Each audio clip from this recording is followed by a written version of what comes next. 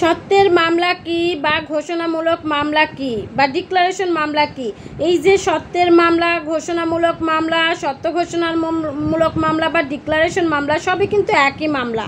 এই মামলাটা কখন আমরা করি? যখন আমাদের মালিকানা নিয়ে প্রশ্ন ওঠে, সম্পত্তিতে আমি সম্পত্তির মালিক কিনা এই বিষয়ে যখন প্রশ্ন ওঠে, তখন কিন্তু আমাকে এই সত্য ঘোষণামূলক মোকদ্দমা দায়ের করতে হয়।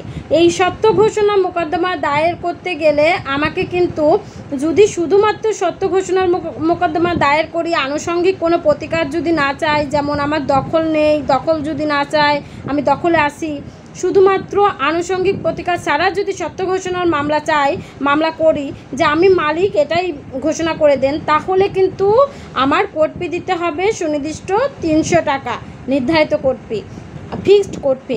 আর যদি আমি আনুষঙ্গিক প্রতিকারও চাই, যেমন আমি দখলে নেই, আমাকে সত্য ঘোষণার সাথে আমার দখলটাও বুঝিয়ে দেন, অথবা জাল একটা দলিল আছে সেই জাল দলিলটাও বাতিল করতে চাই আমি, এই একই মামলায় যদি আমি এই আনুষঙ্গিক প্রতিকারগুলো চাই, তাহলে কিন্তু আমাকে এক ভোলারাম কোর্ট ফি দিতে হবে। তার মানে আমার যে সম্পত্তি, সেই সম্পত্তির মূল্যানুপাতিক হারে একটা কোর্ট ফি দিতে হবে। তার মানে আমাকে প্রথমেই বুঝতে হবে যে আমি কি প্রতিকার চাচ্ছি। আর এই সত্য ঘোষণার মোকদ্দমা কিন্তু আমি যেদিন জানতে পারবো যে আমার সত্যে কালিমা লেপন হয়েছে, আমার মালিকানার প্রশ্নে কালিমা লেপন হয়েছে, সেদিন থেকে 6 বছরের মধ্যে কিন্তু সত্য ঘোষণার মামলা করতে হয়। কিন্তু আমরা জানি যে 40-50 বছর আমরা ইচ্ছাকৃতভাবে মামলায় যাচ্ছি না। মামলা মানে অনেক জটিলতা, আমার পূর্বপুরুষরা বয়স হয়ে গিয়েছিল, মামলা করিনি, যে আমার জীবদ্দশায় হয়তো রায় পাবো না। এখন আমরা মামলা করে এই সম্পত্তি বুঝে পেতে চাই। এখন যে সত্য ঘোষণার মামলা করবেন, সেক্ষেত্রে আপনাকে অবশ্যই আদালতে বোঝাতে হবে যে আমার যে সম্পত্তিতে সমস্যা রয়েছে এই বিষয়টা আমি জানতে পেরেছি 2 বছর, বা এই বিষয়টি আমি জানতে পেরেছি অতি কম সময়, যার কারণে আমি এখন এই দেওয়ানি আদালতে রেমিডি চাচ্ছি, প্রতিকার চাচ্ছি, আমার সত্য ঘোষণার রায় চাচ্ছি। এই বিষয়টি আমি যদি আজকে স্পষ্টভাবে লিখতে পারি, তাহলে কিন্তু আমি যখন তখনই সত্য ঘোষণার মামলা দায়ের করতে পারবো। তবে মামলা যেহেতু সত্য ঘোষণার মামলা যেহেতু করাই লাগবে, এটা ছাড়া যেহেতু আমার দখল সম্ভব না, এটা ছাড়া যেহেতু আমার মালিকানা প্রমাণ করা সম্ভব না, সুতরাং আমাকে মালিকানা প্রমাণ করতে হলে সত্য ঘোষণার মামলা করতেই হবে।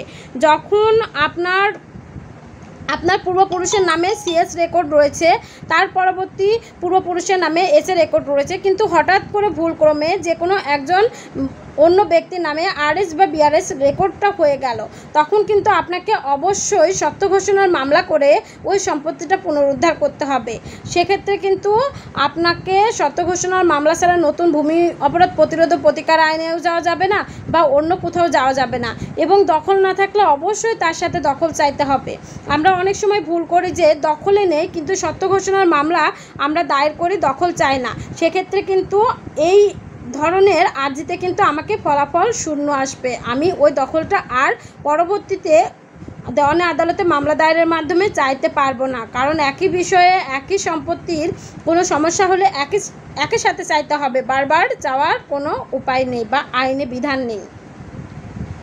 আপনারা যারা আমার সঙ্গে আইনি বিষয়ে পরামর্শ নেওয়ার জন্য কথা বলতে চান, তারা স্ক্রিনে দেওয়া হোয়াটসঅ্যাপ নাম্বারে আমাকে নক করতে পারেন, এবং আমি ঢাকা জজ কোর্টের একজন আইনজীবী, আপনারা আমার সঙ্গে চেম্বারে এসেও দেখা করতে পারবেন।